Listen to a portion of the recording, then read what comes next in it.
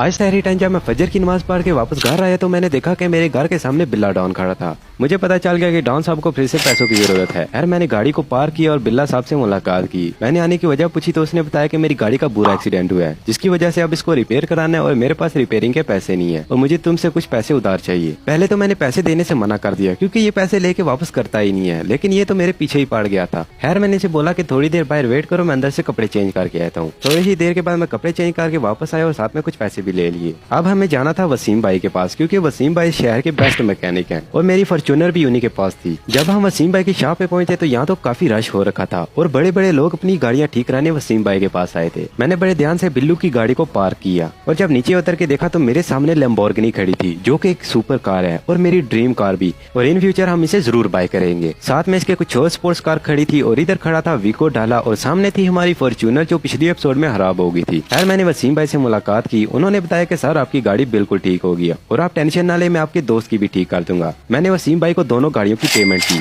और इधर बिल्ला डॉन मेरी फॉर्च्यूनर को घूरी जा रहा था। मैंने उससे वजह पूछी तो उसने कहा वैस भाई मुझे आपकी फॉर्च्यूनर चाहिए जब तक मेरी गाड़ी ठीक नहीं हो जाती। मैंने बिल्लू डॉन को बोला कि इधर कोने में आओ। जब वो कोने में आया तो मैंने राख के खिलाफा मारा कि भाई तुझे शर्म नहीं आती, एक तो तू सुबह सुबह मेरे घर आ गया, दूसरा मेरा रोजा खराब किया, तीसरा मेरे से पैसे मांगे और चौथा मेरे से फॉर्च्यूनर मांग रहा है। दिल की सारी भड़ास निकाल के मैं वापस अपने घर जा रहा था कि रास्ते में किसी ने जानबूझ के एक्सीडेंट कर दिया।